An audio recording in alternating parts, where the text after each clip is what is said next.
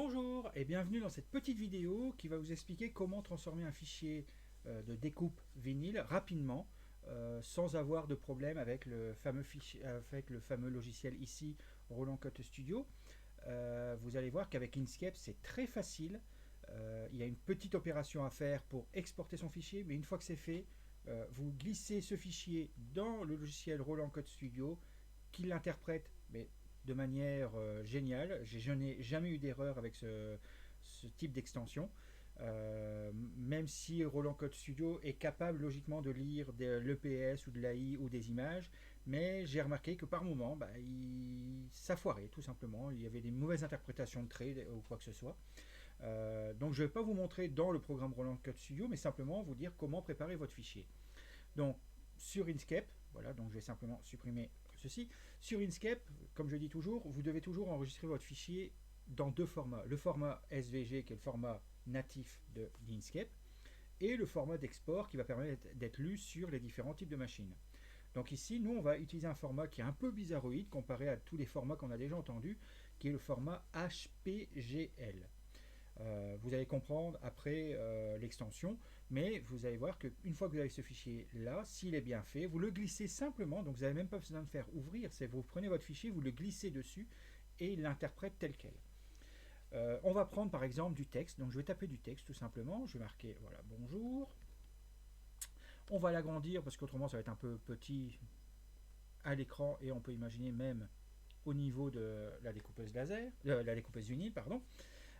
Alors, on pourrait déjà envoyer le fichier comme ceci, mais autant préparer tout le fichier à l'avance, comme ça vous êtes tranquille.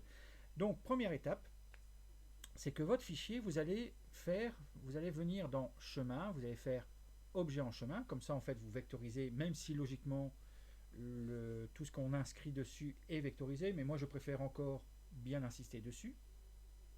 Pour voir si ça fonctionne bien, je vais cliquer droit sur le rouge par exemple, vous pouvez prendre une couleur, je vais définir le contour. Vous voyez que là il a dessiné un rouge et je vais faire tout simplement définir le fond, donc avec la croix, comme ça je retire le fond. Comme ça en fait ce que vous avez à l'écran c'est ce qui va être découpé. Donc c'est bien, il faut bien voir que ça va être toutes les lettres qui vont être découpées. Alors je vais tout de suite faire une opération, ne vous inquiétez pas, c'est pour vous montrer vraiment l'erreur, c'est pour vous montrer que vous n'avez pas passé toutes les étapes. Donc si je viens dans Fichier et que je fais enregistrer une copie ou enregistrer sous, je vais venir ici, je vais me mettre ici et je vais marquer ici vinyle par exemple. Mais vous voyez que là je suis en SVG, c'est mon format natif. Si maintenant je viens dans mes extensions, alors il va falloir regarder un peu et à un moment donné vous allez trouver, alors je continue à descendre, normalement voilà ici, fichier HP Graphic Language et donc vous voyez c'est bien HPGL.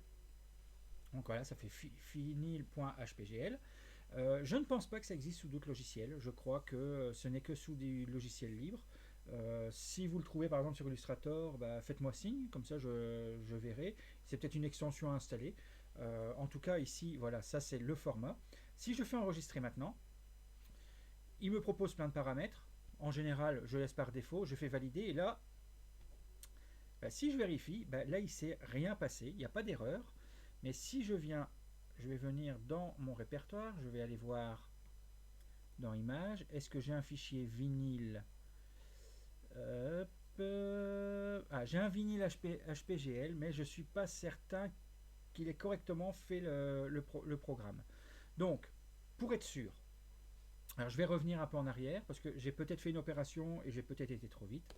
Donc je vais refaire. Je vais revenir ici, je vais retaper bonjour. Je vais l'agrandir à nouveau et je vais tout de suite faire enregistrer sous. Je vais reprendre vinyle et je vais faire vinyle 1, mais avec un peu de chance, voilà, je fais valider et là il marque, voilà, il marque une erreur. Donc en fait c'est bien ça, j'avais été un peu trop vite, donc parce qu'il ne trouve aucun chemin. Et effectivement, voilà, donc il n'a pas pu être enregistré. Donc je vais revenir. Je vais définir le contour, je retire le fond, et en fait l'opération que j'avais été vite, pour ceux qui ont un peu regardé rapidement juste avant, c'est que ceci, je l'avais transformé en chemin. Donc en fait c'est ça, si vous ne transformez pas votre objet en chemin, il va vous marquer une erreur. Donc je vais faire objet en chemin, et alors après il y a une petite option qui est intéressante aussi en fait, c'est des manipulations qu'il faut essayer de garder en réflexe. C'est que moi, quand je le sélectionne, je fais CTRL-K. Alors, ça marche surtout si je vais avoir plusieurs types de textes différents. Là, je n'ai qu'un texte. Je peux éventuellement CTRL-C, CTRL-V. Je vais mettre deux textes. Si je fais... Là, ils ne sont pas liés. Donc, si maintenant... Mais on ne verra pas le résultat. Donc, c'est ça que je vous dis. Ça marche surtout. Donc, si vous avez plusieurs éléments, ne pas oublier de tout sélectionner vos éléments. Là, on s'en fout un peu de la feuille extérieure, parce que là, il prend les éléments qu'on a sélectionnés. Je fais CTRL-K. Donc là, j'ai bien mes deux éléments qui sont bien en chemin, puisque j'ai fait en fait un copier-coller. Et là, maintenant, donc, je vais simplement faire enregistrer sous, faire vinyle, on va mettre vinyle 2, hein, vinyle 2, ok, je fais valider. S'il s'efface sans message d'erreur, c'est qu'il a bien enregistré le format. Alors, je vais revenir sur... Hop, voilà. Je reviens ici dans Images. Et normalement, j'ai bien mon vinyle 2 qui est ici. Je peux essayer d'ouvrir, mais je pense pas que ça va fonctionner parce que bah voilà, il faut un fichier, il faut un lecteur. Mais donc là, après, le principe, c'est que donc là, quand vous avez fait ça, donc vous avez fait votre travail pour le vinyle, vous l'avez vectorisé, vous avez regroupé l'ensemble donc avec CTRL-K, donc vous avez tout recombiné, vous exportez en fichier HPGL, et après, avec une clé USB, vous venez et vous le glissez directement dans le programme de la vinyle, et c'est tout. Voilà, il n'y aura rien d'autre à faire.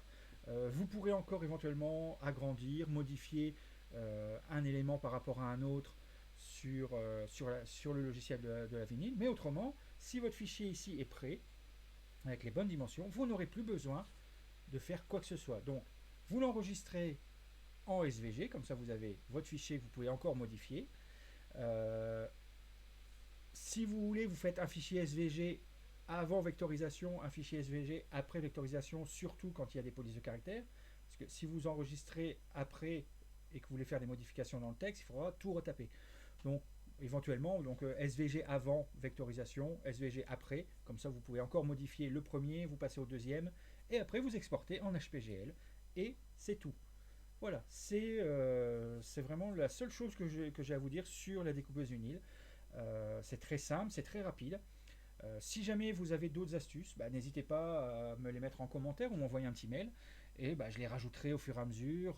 Je vais essayer de faire une petite base de données pour compiler un peu tout ça. Et pourquoi pas faire une vidéo avec tous les petits trucs et astuces que vous également vous pouvez trouver.